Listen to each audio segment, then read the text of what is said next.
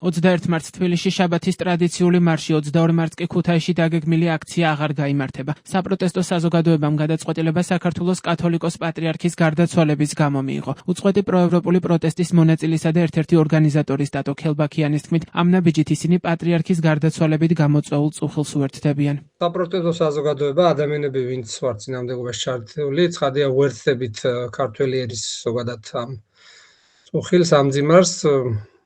სრულიად საქართველოს კათოლიკოს პატრიარქის, მცხეთა თბილისის მთავარ ეპისკოპოსის, ბიჭვინისა და ცხუმავ-ხაზეთის მიტროპოლიტის, სრულიად საქართველოს კათოლიკოს პატრიარქის უწმიდესი უნეტარესის გარდაცვალების გამო და ამასთან დაკავშირებით ტრადიციული მარშები გვაქვს ხოლმე ჩვენ დაგეგმილი იცით ყოველ შაბათს.